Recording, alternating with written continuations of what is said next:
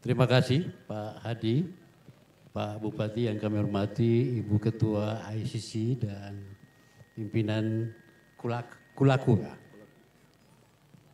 serta Forum Demokrasi yang saya hormati. Mungkin saya ada agak sedikit di para pembicara yang lain.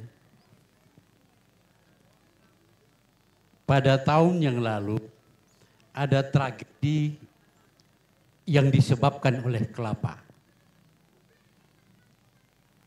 Seorang dari desa Patilanggio pada tahun yang lalu kena pohon yang tumbang pada jam 11 malam. Memang ramai, malam itu ramai.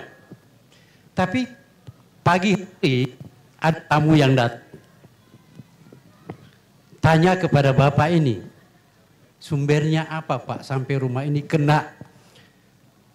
Tanya angin kencang.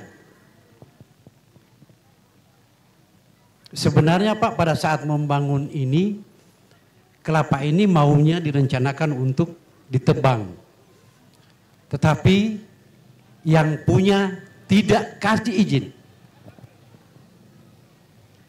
Ada semacam persoalan dalam antropologi kelapa kita. Bahwa rumah ini rumah saya. Tanah ini tanah saya.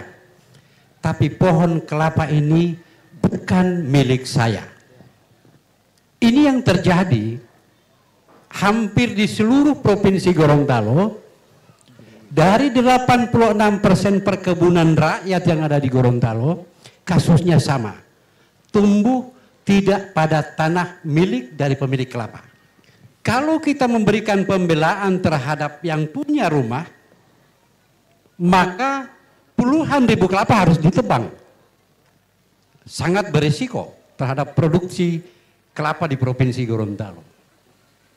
Tapi kalau kita membela pemilik kelapa, maka puluhan rumah yang harus hancur karena kena kecelakaan seperti yang saya sampaikan tadi. Itu di Patilanggio. Apa yang ingin kami berikan titik poin dalam persoalan ini, bahwa secara antropologi kelapa ini kalau ingin diremajakan lewat proses perencanaannya seperti yang direncanakan oleh pemerintah Kabupaten Gorontalo sebagai tuan rumah dari perhelatan akbar ini, dengan posisi APL kita tinggal 500, maka kemungkinan kita akan menggunakan lahan yang dimiliki oleh masyarakat. Pertanyaan saya, kelapa-kelapa yang existing ada sekarang ini, kita tidak pernah tahu siapa yang menanam pertamanya. Kita tidak pernah tahu.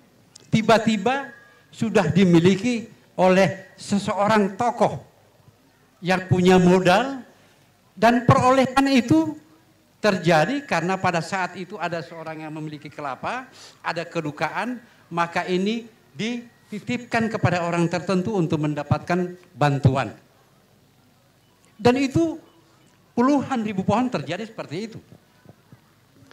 Kalau masyarakat di Provinsi Gorontalo ini mengambil momentum ini untuk melakukan program dalam rangka konservasi seperti yang Ibu sampaikan tadi, memang itu adalah hal yang menjadi hal yang utama. Tuntutan dunia sekarang ini, konservasi kelapa justru sangat berhubungan dengan kesehatan lingkungan. Tentang biokarbon, dari satu pohon kelapa sudah dihitung oleh dunia tentang kontribusinya terhadap biokarbon. Tetapi bukan itu persoalan. Yang jadi persoalan saya ke depan adalah bahwa target 200.000 ini di Provinsi Gorontalo katakanlah, kalau tidak dilandasi dengan penelitian awal tentang antropologi kelapa di Gorontalo, pasti akan menemui hambatan.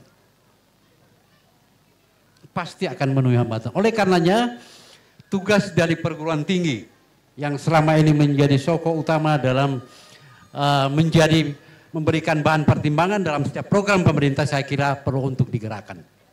Itu yang pertama. Yang kedua, bahwa pada tahun 2008 Indonesia itu berada pada peringkat pertama sebagai penghasil kelapa dunia tahun 2008. Tapi sekarang sudah menjadi posisi yang kedua untuk sekarang ini. Di Provinsi Gorontalo ada salah satu penelitian dari ILO, UNDP, kemudian New Zealand yang dilaksanakan di beberapa provinsi, termasuk Papua, Gorontalo, kemudian Riau. Ternyata bahwa produktivitas kelapa, khusus di 4 provinsi yang menjadi penelitian ini, produktivitasnya sangat tinggi dibandingkan dengan produktivitas kelapa dunia. Pada angka 6,9 ton per hektar. Itu penelitian dari UNDP dan ILO. Sehingga kalau kita ingin mendorong program kelapa di Provinsi Gorontalo adalah wajar. Karena dari penelitian ini, 4 provinsi ini, ternyata bahwa Indonesia berada pada tingkat produktivitas tertinggi 6,9 ton per hektar. Ini penelitian yang dilakukan oleh lembaga dunia. Oleh karenanya saya kira kalau pemerintah Kabupaten Gorontalo yang sekarang ini menjadi tuan rumah World Coconut, maka diharapkan ke depan mungkin Provinsi Gorontalo yang akan menjadi tuan rumah, karena kita ini dalam posisi bahwa peringatan untuk pertama kali di Gorontalo dan pertama kali dari ICP di Indonesia. Oleh karenanya harapan kita ke depan, harapan masyarakat, kemudian harapan provinsi, terutama Pemda Kabupaten Gorontalo agar areal-areal di luar dari APL yang tinggal 500 itu dapat dihibahkan untuk tanaman kelapa, tapi dengan catatan bahwa kita tetap mempertahankan antropologi tanaman kelapa, bahwa kelapa itu bisa tumbuh walaupun tidak di lahan milik pemilik kelapa yang akan merencanakan itu.